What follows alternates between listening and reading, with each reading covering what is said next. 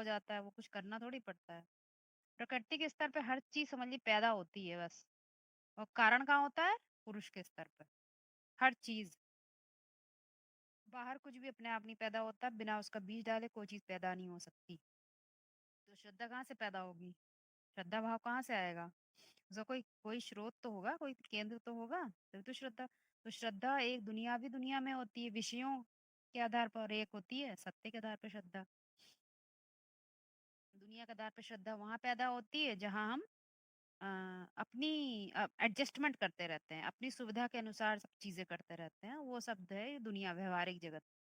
सब एडजस्टमेंट है, बाकी कुछ नहीं है। ठीक है। कोई एक व्यक्ति लड़की है तो उसने लड़के को एडजस्ट कर लिया है, लड़का है तो लड़की को एडजस्ट कर लिया है।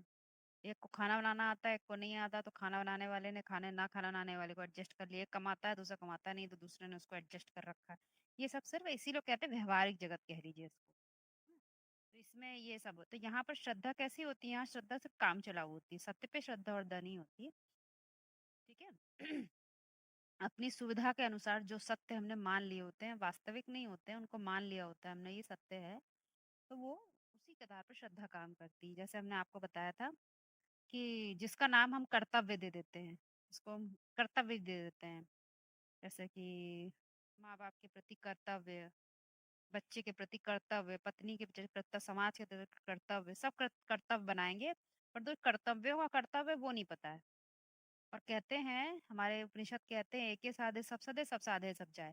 दुनिया भर के कर्तव्य निभा लो, होइए कुछ भी नहीं होगा। वही तुम एक को साध लो, सब अपने आप सध जाते हैं, है ना। जैसे योगी लोग होते हैं ना, उनको कैसा दिखाते हैं? वो बस एक पैर पे साधना कर लेते हैं, दिखाते हैं। वास्तव में तो देखा जाए कोई एक पैर पे साधना कर नहीं सकता। देह की इंद्रियों से देखे तो कोई एक पैर पे कोई हजारों साल खड़ा नहीं रह सकता। ये सब केवल एक कहानियां मात्र है, सिर्फ समझाने के लिए। स्थिर बुद्धि को कैसे समझाया जाए? तो नहीं समझाया जा सकता। उसको समझाने के लिए, क्योंकि बुद्धि मन जो है एक सेकंड भी स्थिर होता है तो बड़ी बात होती है। मन इतना चंचल है। आम आदमी का यदि आप देखें, जो अध्यात्म में जी रहे हैं उनकी बात नहीं, जो आम आदमी है उसका तो एक सेकंड भी स्थिर नहीं होता। तो उसके लिए वो स्थिरता एक टांग के बराबर है कि 1000 साल खड़े हो जाओ। किसी से कह दो भैया रुक जाओ, मोबाइल मत देखो, टीवी मत देखो, तो उनके लिए जैसे लगेगा, जैसे लग रहा 10 साल की बात बता दी एक दिन में कर, एक सेकंड में करने के लिए। तो उनके लिए समय बहुत समय के वो स्तर बदल जाते हैं ना, वो देख नहीं पाते हैं। तो इसलिए वो दिखाने के लिए बता दिया गया कि भैया एक टांग पे खड़े होकर तपस्या करें। तो वास्तव में योगी का जो चरित्र है वो यही है, वो एक को साध लेता है, बाकी सब अपने आप, एक कर्तव्य साध लो, बाकी सब सध जाते हैं अपने आप ही। लेकिन ये बात समझ में कम आती है जब कलयुग के अंत में ये बात समझ में आएगी, क्योंकि जब तक पूरा चक्कर नहीं खा लेंगे, सारे जूते लात नहीं पड़ जाती है पाटधारी को, जो हीरो होता है वो हीरो ऐसे ही बन जाता है। उसको पहले, वो तो पहले हीरो होता नहीं है, उसके अंदर क्या हीरोपना आता है? वो आता है जूते लात खाता है, कहीं इधर मार खाता है, कहीं उधर मार खाता है, कहीं कहीं धकेला जाता है, कहीं कहीं ठुकराया जाता है। तो जब ठुकरा के तब उसके अंदर आत्मभान जागृत होता है, खुद ही जागृत होती है। तब वो खुदा से जुड़ता है। तब वो फिर उसके अंदर क्या आती है? उसके अंदर तब वो आत्मबल डेवलप होता है ना। तो ये बात है कि बाहरी कर्तव्य, व्यवहारिक जगत, और वो सब श्रद्धा कैसी होती है? वो केवल अपनी सुविधा के अनुसार है। हम सब एडजस्टमेंट करते हैं अपने अनुकूल। भाई आपका बच्चा कौन से स्कूल में पढ़ता है? उदाहरण दे रहे हैं। भाई हमने खून, कौन सी कमाई होती है? खून पसीने की कमाई से अपने बेटे को पढ़ाया है।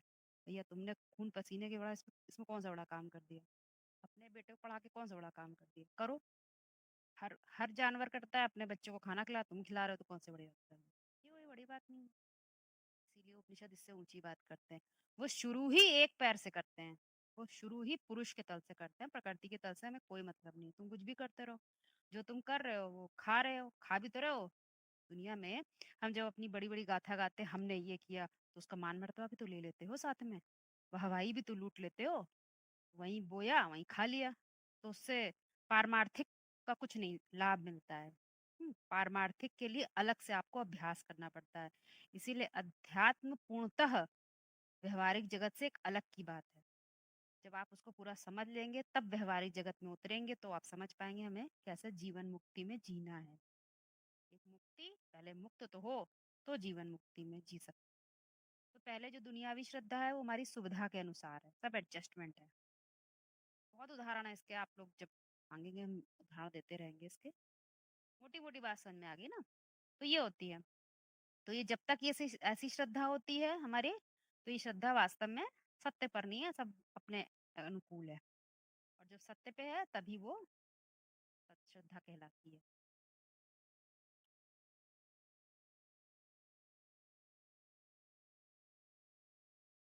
अगला आगे बढ़ा जाए।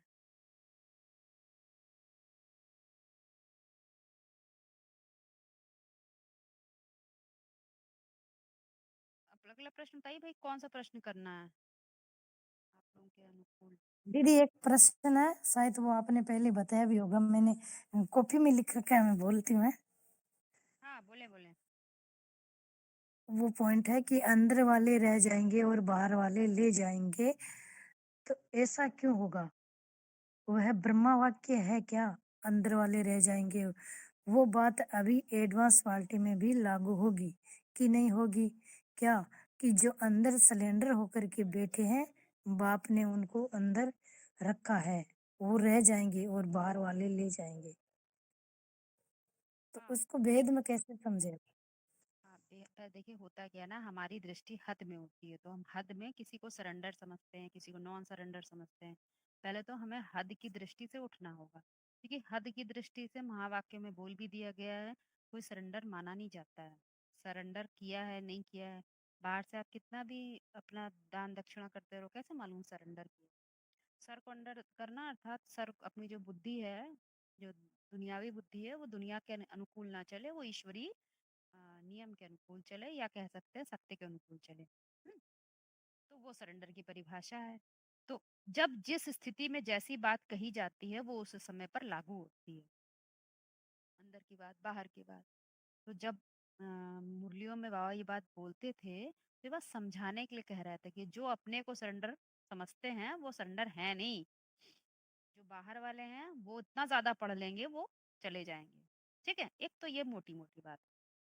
थोड़ा सूक्ष्म में जाते हैं तो एक नजरिया डेवलप होता है। आप मान लीजिए हम आप पर ही ये लागू कर देते हैं। मान लीजिए आपने पढ़ाई की कम, एक छोटा सा अपना स्कूल खोल लिया, है ना? चलाने लगे स्कूल, उसमें पढ़ाई होने लगी, सब लोग बच्चे आने लग गए। एक बगल में भी एक स्कूल खोला गया, लेकिन वो स्कूल विषयों का स्कूल नहीं था। आप जैसे स्कूल पढ़ाते हैं ना, इंग्लिश हिंदी मैथ्स सब साइंस से पढ़ाते हैं, आप ये पढ़ाते थे। बगल में एक स्कूल खोला, वो ये सब की पढ़ाई का ना था, वो था सभी विषयों का जो विषय है उसको पढ़ाने का सब्जेक्ट था। जो आप छोटे छोटे तथ्य पढ़ाते हैं, छोटे छोटे कॉन्सेप्ट पढ़ाते हैं, छोटी छोटी बातें जानकारियां देते हैं छोटे छोटे विषयों की, वो होते हैं सीमित विषय। आप हिस्ट्री के बारे में पढ़ाएंगे तो आपको केवल इतिहास के बारे में जानकारी दे सकेंगे। केमिस्ट्री के बारे में पढ़ाएंगे तो आप केवल रसायनों के बारे में पढ़ाएंगे, है ना? वो तो सीमित विषय हैं, अलग अलग खंडित विषय को बट पढ़ा रहे हैं आप। लेकिन जो दूसरे स्कूल खुला था उसमें ये खंडित विषय नहीं पढ़ाते थे, विषयों के का विषय अर्थात अध्यात्म को पढ़ाते थे। तो उसमें जो बच्चे थे उनका एक दृष्टिकोण बनता था।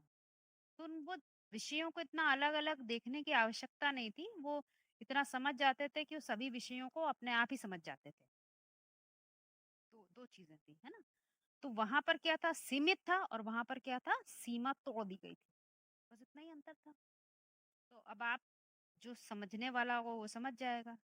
जो एक सीमित दायरे में बंद के रहेंगे, अंदर अंदर सीमित दायरे के अंदर अपने आप को बांध लिया, तो वो आगे बढ़ पाएंगे?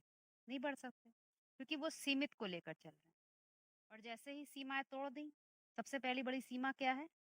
मैं मेल हूँ या मैं फीमेल हूँ, सबसे बड़ी सीमा तो यही है। तो ये तोड़ दी, तो अब मैं मेल नहीं हूँ, मैं फीमेल नहीं हूँ, मैं आत्मा, है ना? और ये मेरा शरीर, मेरा एक बॉडी है, मेरा तंत्र है, से हो। तो उसका जो दूसरे वाले का दृष्टिकोण था उसमें सीमाएं नहीं थी, वो एक सीमित दायरे में अंदर काम कर रहे थे कि उसको तोड़ दिया था, तोड़ दिया, उड़ने वाले हो गए थे। सीमित थे, वो उड़ने वाले, वो पंछी ज्ञान योग के, और वो एक पिंजड़ा का दायरा बना लिया है। सुबह उठ जाएंगे इतने बजे ये कर लेंगे, इतने बजे ये कर लेंगे, इतने बजे कर लेंगे। बजे क्या होता है? समय को बदलने वाले तो अध्यात्म कहता है तुम समय को बदलने वाले हो। तुम्हारा तो हर क्षण अध्यात्म में ही चलना चाहिए, तुम्हारे तो सांसें ही अध्यात्म हो जाना चाहिए। तो समय में अध्यात्म को नहीं बांधा जा सकता है। तो तोड़ दिया, जितनी सीमाएं तोड़ दी। कैसे हो गए? अंदर वाले रह गए कि बाहर वाले हो गए? कौन से हो गए? बाहर वाले हो गए। बॉलीवुड हाँ, फ्री। सीमाओं को तोड़ दिया तो बाहर वाले हो गए ना। सीमा को तोड़ दिया। तो सीमा में जब तक बंद किए हैं, ये दुनियावी सरेंडर होता है ना, दुनियावी अनुकूल से चलना। बाहरी चाहे परिधान कपड़े लत्ते पहन लेना, बाहरी भाषा चेंज कर लेना, बाहरी आधार पे कुछ भी कर देना, ये सब सीमाएं हैं। अध्यात्म कोई भी सीमा की बात नहीं करता। इसीलिए आज जितने भी दुनिया में ऑर्गेनाइजेशन ज्यादातर चलते हैं, वो सब यही बात करते हैं।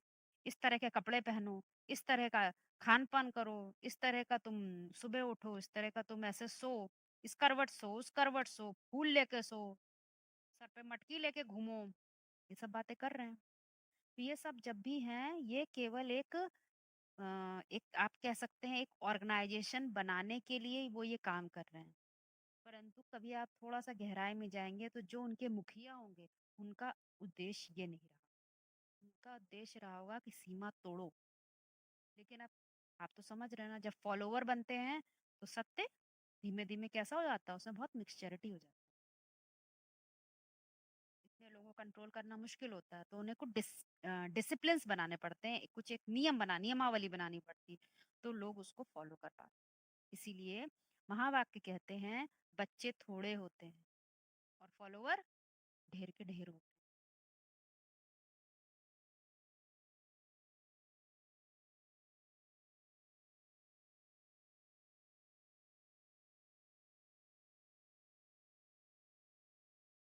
आगे बढ़ा जाए मंजू जी? हाँ जी, हाँ जी, आगे बढ़ा जाए। हाँ बताइए प्रश्न।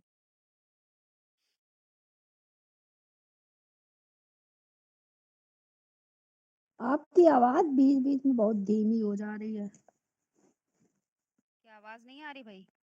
नहीं, सही आ रही है, धीमी हो बराबर जा सबकी रही आ है। रही है, एक सा आ रही है। तुम्हारे मोबाइल में कुछ गड़बड़ी है। प्रश्न आया है कि भगवान ने अर्जुन से कहा तू पहले कोरा कागज बन जा, तो कोरा कागज बनने का क्या अर्थ है? ये प्रश्न, क्या अभी इसकी आवश्यकता है आप लोगों को इस उत्तर की कि आता है? आता है, अगर आपको डिटेल में समझाना तो समझे। नहीं, वो आप लोगों को आता है, मुझे नहीं लग रहा इसकी कोई आवश्यकता है। मैं तो यही आता है दीदी कि वही जो शारीरिक डेफिनेशन है, प्रकृति के डेफिनेशन है, उनको इरेज करना है। हम्म, एक बात इसमें जोड़ना चाहेंगे। देखिए, जब तक हमारे अंदर ये रहे ये करना है, ये करना है, ये करना है, ऐसा कर लेना है, समझ लीजिएगा अपने अंदर अलर्ट हो जाएगा हम अभी प्रकृति के तल पे ही हैं। और जैसे ही जिस दिन ये सिर्फ आ जाए समझना है, समझना और सिर्फ समझना है, उस दिन आप पुरुष के तल पर हैं। ये अंतर अंदर से एकदम स्पष्ट कर लीजिए, वो लिख लीजिए। क्योंकि करना कराना जितना भी वो सब प्रकृति के तल पर है, और सिर्फ समझना होता है हमारा अध्यात्म के तल पर। तो समझ लीजिए, समझ लेंगे तो जानत तुम्हारी, बस सीधी सी बात है। नहीं जानो। हाँ, बस सीधी सीधी सी बात है। हमारे लिए तो सब समझना है। जब भी कहीं फंसे ना अंदर, जैसे कभी कभी कोई प्रश्न आता है, कोई ऐसी बातें आती हैं, तो बस समझ जाइएगा कहीं हमने जो उम, सूत है वो मुझा दिया है, धागा है वो कहीं गड़बड़ कर दिया, हमने उलझा दिया है। हमारे अंदर कहीं कुछ उलझे हुए हैं, इसलिए हमारी वो हमें समझ नहीं आ रहा हमें क्या करना चाहिए। कुछ करना कराना नहीं है, सिर्फ समझना समझाना है, बस। ठीक है। और किसी इस वाले प्रश्न में किसी का कोई बात रखनी है तो रखें।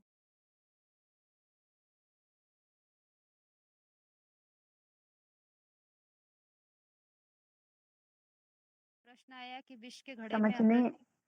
बोले। समझने समझाने के बाद भी तो बात वही बोली जाती है ना कि धारण करना है और कराना है।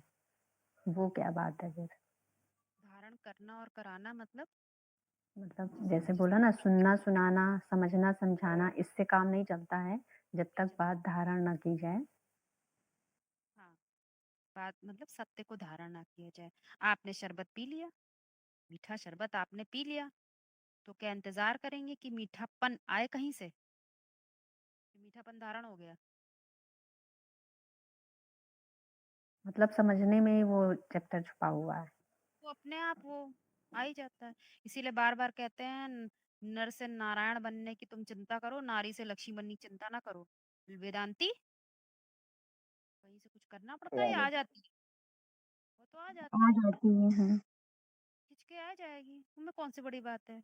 वेद के अंत को पार लोगे तो तुम वेदांती तो बन ही जाओगे, है ना? मूल स्वभाव तुम्हारा अपने आप ही प्रकट हो जाएगा, वो अपने आप ही आ जाएगा। तुम रसगुल्ला खाओ, स्वाद अपने आप आ जाएगा। तुम सत्य को धारण करो, सनातन धर्मी बन जाओगे। तुम्हें कुछ नहीं करना है। ठीक है, प्रश्न है अगला। विष के घड़े में अमृत डालते जाएं तो अमृत रह जाएगा और विष समाप्त हो जाएगा, कैसे? आप लोग अपनी प्रतिक्रिया रखें, जो आप लोग कहना चाहते हैं।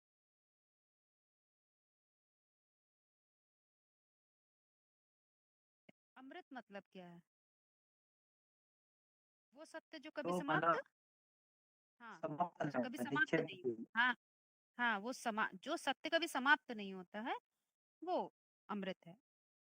अब सत्य तो है ही है, लेकिन हमें अपने बारे में कोई सत्य पता ही ना हो तो वो अमृत है?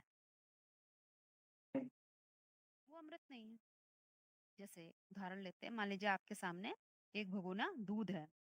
अब दूध है तो जरूर उसमें क्या होगा? घी होगा। लेकिन घी आपके पास उपलब्ध है क्या? नहीं है।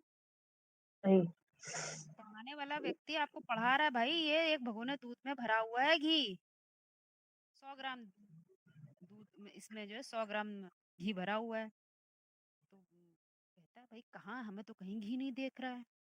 तो कह रहा है इसी में है। तो कह रहा हमें तो नहीं। तो वो यही समझाने चाह रहा है कि सत्य में अमृत भरा हुआ है, अमृत तत्व है उसमें। तो पहले उसको क्या कर लो, जमाओ, बिलो, अच्छे से फेटो, तो अब निकलेगा मक्खन। और फिर मक्खन से क्या निकल आएगा? घी निकल आएगा। ठीक है। लेकिन हम क्या है, हम छोटे बच्चे की तरह हो गए हैं। हमें दिखना चाहिए दोनों में अलग अलग, कहाँ है घी, कहाँ है अमृत, ढूंढो, नहीं मिलता। ऐसे ही जैसे बच्चे को आपने देखा होगा, बच्चे से कहिए ये सरसों होते हैं, सरसों में क्या होता है? तेल होता है। बच्चे से कह दो देखो इसमें 10 किलो तेल, 10 लीटर तेल है इसमें। तो बच्चा कहेगा हमें तो एक बूंद तेल नहीं दिख रहा है। बोले नहीं, इसी एक बीज लेकर आया, देखो इसमें तेल है। वो फोड़ फोड़ के पूरा क्रश कर दिया उसने उसको, बोला हमको तो एक बूंद भी तेल नहीं दिखाई दिया। क्योंकि जब तक प्रक्रिया का उसको पता नहीं है, तब तक वो तेल नहीं निकल सकता है। ऐसे ही अध्यात्म भी है। अध्यात्म सिर्फ प्रक्रिया की बात करता है, अध्यात्म कोई क्रिया की बात नहीं करता। तो वो बात बताई कि विष के घड़े में हमारी जो बुद्धि है वो पहले कैसी थी? विशियस। विशियस मतलब मोटा मोटा और समझा देते हैं, मोटी मोटी भाषा में, जिसके अंदर व्यापार करने की इच्छा रहती हो, लेन देन की इच्छा रहती हो। ये कर लेंगे तो ये मिल जाएगा, ये कर लेंगे तो ये मिल जाएगा, थोड़ा सा ऐसे बोल दे तो मान मर्तबा मिल जाएगा, है ना? वो कुछ भी, बहुत सारी डेफिनेशंस है उसकी। मोटी मोटी बात बताई हमने आपको, जिसके अंदर व्यापार करने का इच्छा रहती है, लेन देन की इच्छा रहती है, वो सब क्या है? हमारे अंदर विष। इसीलिए विष को बता दिया है, किससे जोड़ा है? कौन सा धर्म से जोड़ते हैं? अ, वैश्य धर्म से। इस्लाम। हाँ, वैश्य वैश्य वैश्य धर्म को जोड़ते हैं ना विशेष से। याद आ रहा है? 4 धर्म है, ब्राह्मण, क्षत्रिय, वैश्य, शूद्र। तो वैश्य को किससे जोड़ते हैं? विशेष से। और जो व्यापार करते हैं दीदी, लेन देन जो करते हाँ हैं, उसको वैसे हाँ से ही जोड़। हाँ। व्यापार करने की जिनमें अच्छा होती है, पार जाने की कोई इच्छा नहीं होती है। तो अब जो है घड़े में अमृत डालते जाएं, तो मतलब जो अविनाशी ज्ञान है वो जब तक जाता रहेगा, लेकिन कैसा जाता रहे? नल के नीचे आपने मटका लगा दिया, कीचड़ भरा हुआ, 1 मिनट चलाया फिर बंद कर दिया, फिर 2 दिन बाद ही आया, फिर चलाया, फिर बंद कर दिया। तो ऐसे मटके में कीचड़ ही भरा जाएगा, भरा रहेगा कि कुछ निकलने की संभावना पैदा होगी? नहीं हो भरा नहीं भरा। जाएगा। 1 मिनट तुम चलाओगे, फिर 2 दिन बाद याद आएगा, फिर चला दोगे, नहीं। उसमें चाहिए निरंतर नल का स्रोत, नल खुला ही रहे फिर 24 घंटे, इसीलिए कह दिया निरंतर। निरंतर बना रहे, अरे एक ही पॉइंट मुरली का चल जाए, बस वो खुला रहे, तो क्या होगा, धीमे धीमे वो कचरा निकलेगा। एक्चुअली अपने अंदर इतना भान होता है, अपना इतना ज्यादा देह भान होता है कि वो कचरा निकलता है तो बुरा लगता है बहुत ज्यादा। अपनी बार इतनी बुराइयां अपनी दिखती हैं कि बुरा जो देखन मैं चला, अपना मुझसे बुरा ना कोई। वो बहुत कठिन काम होता है। इसीलिए अपनी ग्लानि सह लेना वो बहुत बड़ी बात होती है। इसीलिए अध्यात्म आत्मावलोकन की बात करता है, दूसरे के नहीं। शेर होता है, शेर की बात आप लोग को बताई थी। शेर शेर हमेशा कैसे करता है, जब आगे जाता है, ये बात महावाक्य में भी आई है, जब आगे चलता है तो पीछे पलट पलट के देखता है कि मैंने क्या क्या पद चिन्ह बनाते हुए चला हूं मैं। उसको बोल देते हैं सिंहावलोकन। उसको इसीलिए शब्द दिया गया सिंहावलोकन। बाकियों में नहीं है, बाकी भेड़ बकरी अपने कोई पद चिन्ह नहीं बनाते हैं, लेकिन शेर बनाता है तो पीछे अवलोकन करते हुए चलता है ना। उसको कहते हैं सिंहावलोकन। जैसे जैसे करते जाएंगे तो विष समाप्त होता जाएगा। कब तक बचा रहेगा अपने अंदर विष? वो व्यापार कब तक चलता रहेगा दुनिया का? सच्चाई से इतना ज्यादा जुड़ जाएगा, उसके अंदर व्यापार चल ही नहीं पाएगा। क्योंकि उसका लेना देना जिससे चलेगा वो एक है कि अनेक है, जिससे उसका लेन देना चल जाएगा, उसको वो एक है कि अनेक है? वो एक है। एक है परम सत्य है। वो अनेकों वाला उसके मतलब ठहर ही नहीं पाएगा ना, कहाँ करेगा? सच्चा आदमी व्यापार कर भी नहीं सकता। कहते हैं ना कि भैया तुम इतने सच्चे हो, तुमसे व्यापार धंधा नहीं हो पाएगा, कहते हैं ना दुनिया में।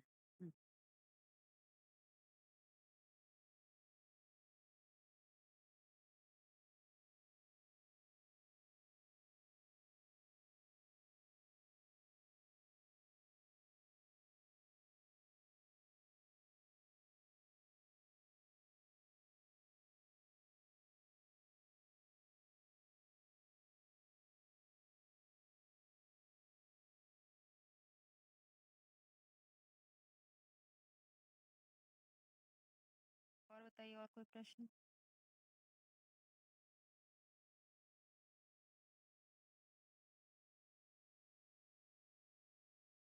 ये कहानी में समझ नहीं आ रही, बूढ़ा व्यक्ति अक्सर अपने जीवन से इतना निराश और हताश। ऐसा कोई मुरली पॉइंट हो तो बताइए। एक प्रश्न आया, हम असीम ज्ञान को अपने अंदर कैसे समेट सकते हैं?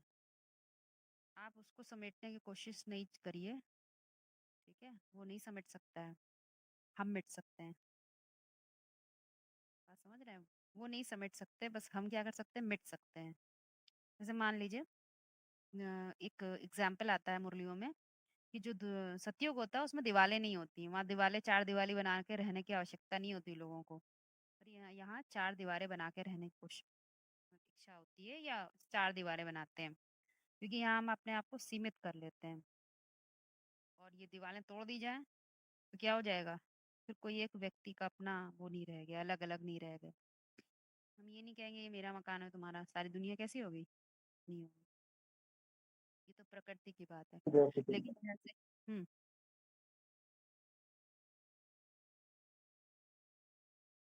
हाँ, कहें, कुछ कह रहे हैं आप लोग? ठीक है। तो जैसे ही हमने हमने अपने को मिटा दिया, अपने अहंकार को मिटा दिया, अपने देवान को मिटा दिया, तो फिर वो क्या होता है, हम ऐसा लगता है कि सब बस अपने ही लिए है, कुछ अलग से नहीं है। डोनाल्ड ट्रम्प भी कुछ कर रहा है तो वो अपने फायदे की बात कर रहा है। पीएम मोदी भी कुछ बात कर रहे हैं तो अपने भर सनातन धर्म की स्थापना की बात कर रहे हैं। कोई कुछ भी कर रहा हो, वो सब दुनिया का ऐसा ड्रामा ही बना हुआ, वो सब अपने अनुकूल ही हो रहा है। अब यहाँ पर क्योंकि हमारा अपना कोई पर्सनल स्वार्थ तो रहा नहीं कि अपने स्वार्थ के लिए कोई फायदा ढूंढ रहे हो, वो सब काम ईश्वरीय ईश्वरीय ड्रामा के अनुकूल हो रहा है। तो हम कैसे हो जाते हैं, मिट जाते हैं, फिर हमारा अहंकार मिट जाता है। या कैसा कुछ ऐसा हो जाए, हमारी दुकान में फायदा हो जाए, हमारे धंधे में फायदा हो जाए, ये तो कुछ रहा नहीं, हम तो मिट गए। तो क्या हो गया? हम मिट गए तो क्या हो गया? हम असीम ज्ञान के साथ मिल गए। तो उसको समेटने की प्रयास न करिए, खुद मिटने का प्रयास करिए। इसीलिए कहा जाता है कि सत्य को अ, जानने के लिए असत्य को भी जानना पड़ता है। बाप को जानने के लिए माया को भी जानना पड़ता है। तो माया को जान जाओ, समझ जाओ क्या है उसके चाल ढंग रंग, तो क्या होता है, सत्य अपने आप ही प्रत्यक्ष हो जाता है।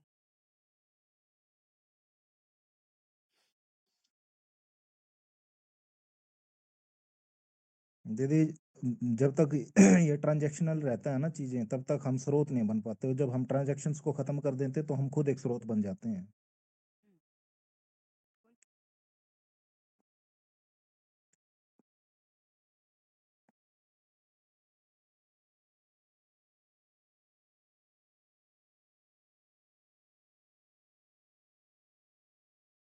माया के बहुत सारे क्वेश्चन। हाँ, माया को शिव की बेटी कही जाती है, बच्चों को परेशान करती है। तो प्रश्न है कि बच्चे भी तो बाप के ही हैं। माया शिव की बेटी कही जाती है, जैसे बाप की बेटी है माया। शिव की बेटी नहीं कही जाती, वो शिव बाबा की बेटी कही जाती है, ध्यान रखिएगा, है ना। क्योंकि माया का शिव से कोई कनेक्शन नहीं है। शिव तो परम सत्य है, वो तो है बस। लेकिन अंधकार किसको पैदा होता है? मनुष्य सृष्टि के बाप को। मनुष्य सृष्टि के बाप का अर्थ सबको पता है अच्छे से, क्योंकि आज एक प्रश्न आया था, उसके हिसाब से हमें लग रहा था कि शायद ये अभी भी कंफ्यूजन है कि मनुष्य सृष्टि के बाप का क्या अर्थ। बाप मतलब क्या होता है? सभी लोग बताएं। बीज। बीज। हम क्या कहते हैं? हम कौन है? आत्मा। हम कहते हैं हम भी तो बीज रूप आत्मा है ना। अब बीज कोई होगा तो बीज से कुछ पैदा होता होगा, नहीं होता होगा? झाड़ पैदा होता है। पैदा होता है। तो अब उससे या तो मनुष्यता पैदा होगी, और नहीं तो फिर क्या पैदा होगी? आसुरियत, और नहीं तो जानवरियत। ये तीन चीजें पैदा होने वाली हैं, और कुछ है क्या? नहीं। तो मनुष्य मनुष्य के चेहरे में तीन ही चीजें आती हैं, देव दानव और साधारण मनुष्य। पशु। तीन ही टाइप के लोग दिखाई देते हैं। तो या तो मनुष्यता पैदा हो जाए, देवत्व पैदा हो जाए, या फिर आसुरियत पैदा हो जाए। तो अब हम देख सकते हैं हमें क्या पैदा करने वाले हैं। हम क्या पैदा करने वाले हैं? दीदी सबसे हाईएस्ट। ऐसा भी बताया जाता है क्या, देवताएं और मानवताएं और अभी क्या देवता, आपने तीन देवता, देवताएं मनुष्य और असुर। दान नहीं, देवताएं और दानव और मानव। हाँ, कह लीजिए, कोई बात नहीं। तो फिर इसको मानव को हम कैसे समझे? यहाँ पर मनुष्य ही समझे क्या? आप मनुष्य समझिए, लेकिन जब आप तीनों को देखते हैं तो सभी बाहरी तौर पे तो एक जैसे दिखते हैं ना। हाँ तीनों हाँ में अंतर किस चीज का है? मानसिक अवस्था का। हाँ हाँ तीनों में अंतर है। हाँ। तो तो अब अंदर हाँ, अंदर अंदर में ही समझना ना कि देवतापन आ जाएगा, फिर दानव है और फिर मानव है। तीनों चीजें हैं। तो यहाँ जब कहा जाता है मुरलियों में कि मनुष्य सृष्टि का बाप, तो मनुष्य का तो अर्थ बताया जाता है। क्या होता है मनुष्य का अर्थ? मनन चिंतन मननात् करने वाला, मनुष्य मनन चिंतन मंथन करना। चिंतन करने वाला। नहीं, मैं समझना था मुझे कि मैं देवतापन को समझ गई, पर दानवपन को और मानवपन को कैसे? तो मानव माना मनुष्य जो हाँ मनन हाँ। चिंतनशील करने वाला, और दानव को कैसे समझेंगे? यहाँ पर दानवपन को कैसे समझेंगे? दानव मतलब ही है असुर, बस। असुर को ही दानव अच्छा बोलते अच्छा, हैं। ठीक हाँ, ठीक ठीक है, शब्द ठीक देखिए आप अलग अलग हो जो सकते हैं, उनके अर्थ श्रीमत को भी अलग। फॉलो ना करे, जो श्रीमत के विपरीत चले, वो दानव। हाँ, मतलब आप कुछ भी उनकी परिभाषाएं ले सकती हैं। लेकिन यहाँ पर जो हम प्रश्न ले रहे हैं ना, वो मनुष्य सृष्टि का बाप समझाना चाहते हैं, है ना। मूल रूप में जो केंद्र को पकड़िए कि मनुष्य सृष्टि का बाप क्यों कहा गया, और तो कुछ नहीं कहा। यानी सारा ही परिवर्तन, चाहे देवत्व हो, चाहे मानवता हो, और चाहे क्या नाम है, दैत्य हो, सब में जो मूल्य चीज है वो क्या है? मनन चिंतनशीलता। मुख्य चीज क्या है? मनुष्यता, मनुष्य जिसको हम बोलते हैं, मनन चिंतनशीलता। तो हमारी मनन चिंतनशीलता यदि ऊंची उठ जाए तो क्या आ जाएगा? देवत्व। और वही नीचे गिर जाए तो क्या आ जाएगा? राक्षस। ये तो है। तो अब हम कहते हैं मनुष्य सृष्टि का बाप। तो सोचने की बात है, हम क्या पैदा करेंगे? क्या जानवर पैदा करने वाले हैं हम? कि दानव पैदा करने वाले हैं? कि राक्षस पैदा, क्या पैदा करने वाले हैं? अरे श्रेष्ठ श्रेष्ठ मनुष्य पैदा ये करने वाले हैं। देवता देवता। मनुष्य मतलब मनन चिंतनशीलता पैदा करने वाले, श्रेष्ठ। श्रेष्ठ किस चीज के बाप हुए? जानवर सृष्टि के बाप हुए कि मनुष्य सृष्टि के बाप हुए? मनुष्य सृष्टि के बाप हुए। कि हम मनन चिंतन, श्रेष्ठ मनन चिंतन, बीज का मतलब ये श्रेष्ठ मनन चिंतनशीलता पैदा करने वाले। ये बात अच्छे से सबको स्पष्ट हो रही है। मनुष्य सृष्टि का बाप, इसीलिए कह देते हैं मनुष्य सृष्टि का बाप कोई एक होता है। कहते हैं कोई एक होता है। तो सोचने वाली बात है, एक तरह की, क्या पूरी दुनिया में आप लोग को सभी अलग जो सोच विचार लगते हैं, क्या एक ही तरह के सोच विचार होते हैं कि अलग अलग दिखाई देते हैं? सब दीदी अलग अलग होते हैं बीज। सबके अलग अलग हैं, लेकिन कुछ मान लीजिए आप 1000 लोग लगते हैं कि नहीं इनकी सोच एक ही जैसी होनी चाहिए। अब बिगड़ गई, लेकिन वास्तव में अगर देखें तो मूल में इनका स्रोत एक ही होगा। ऐसा लगता है नहीं लगता है? सनातन धर्म के जो आज हमें बिखरे हुए लोग दिख रहे हैं, वो क्या, वो तो एक ही केंद्र से जुड़े हुए थे। इस्लाम धर्म के जो आज लोग इतने धर्म जाति संप्रदाय में बट गए, वो भी तो एक केंद्र से आए थे। तो सभी का जो चिंतनशीलता वो तो किसी एक से ही आई थी ना, हाँ दीदी एक से जुड़ेंगे। एक से जुड़े हुए थे। वैसे ही हम, यदि हम कहते हैं तो हम भी तो कोई स्पेशल मनन चिंतनशीलता होगी हमारे अंदर, होगी नहीं होनी चाहिए? अरे कोई बीज है, कहता है मैं मनुष्य सृष्टि का बीज हूँ, तुम्हारे अंदर कोई चिंतन, स्पेशल प्रकार की, विशेष प्रकार की चिंतनशीलता भी होगी। वही है हमारी पहचान वास्तविक, वही है हमारा पार्ट। तो हम क्या हैं? जानवर सृष्टि के बाप तो है नहीं, पेड़ की सृष्टि के बाप तो है नहीं, जड़ सृष्टि के बाप तो है नहीं, मनुष्य सृष्टि के बाप है। तो जो बीज रूप, हर बीज रूप आत्मा अपने लिए मनुष्य सृष्टि का ही बाप होगी वो। अगर बीज बीज है, यदि उसको बीज होने का सीधा बोध बोध है, है। हम्म। और अगर नहीं है तो वो काम भी नहीं करेगा। डंडा पीटने से तो काम थोड़ी होता, काम तो जो कर रहा है सोई है। अब गधाई करे और राजाई के ख्वाब देखे तो क्या राजा साबित हो जाएगा? नहीं। अब जो कर रहे हो सोई हो तुम, सीधी सी बात। इसीलिए मुरलियां इतना ज्यादा स्ट्रिक्ट वाणी चलती है। क्यों चलती है? क्योंकि वो सीधा आघात करती है हमारे ऊपर, कि हमारा देह अहंकार का जो गला है वो कट के बगल में गिर जाए। इसीलिए अध्यात्म कभी बहुत अच्छी अच्छी बातें नहीं करता है, टेढ़ी सीधी टेढ़ी टेढ़ी बातें करता है। इसीलिए सारा अध्यात्म गीता सुनाई कहाँ गई? कमरे में सोफे बैठकर? युद्ध के मैदान में? युद्ध में क्या मैदान में दिल कितना धड़कता है, चारों तरफ लोग खड़े हुए हैं, लड़ने के लिए हम तैयार हैं। सोचिए वो मानसिक अवस्था कैसी होती है, तब वो ज्ञान उतरता है। ऐसे आम बैठे बैठे खाने और से थोड़ी, क्लास चल रही हो पीछे से खा रहे हैं खाना, थोड़ी कोई अध्यात्म उतरता है। ठीक है, इसीलिए ऐसे व्यक्तित्व को भी नाम दे दिया अर्जुन। बात स्पष्ट हो रही है ना? जी दीदी। जी दीदी। दीदी इसलिए शुरू शुरू में जब बेसिक पढ़ाई पढ़ी थी तो बताया कि मनुष्य का बाप मनुष्यों के जैसा और जानवर का पिता जानवर के जैसा। लेकिन उस समय तो मोटी मोटी बात समझे नहीं, क्योंकि मनुष्य शरीर को ही समझ लिया। आध्यात्मिक में मनुष्य होता क्या है वो पता नहीं था। अब पता चला है कि मनुष्य सृष्टि का बाप माना, मनुष्य सृष्टि रचेगा, मनुष्य पर सृष्टि वो रचे कैसे मनन रचेगा? चिंतनशीलता वाली। हाँ, ये मेन चीज है समझने की।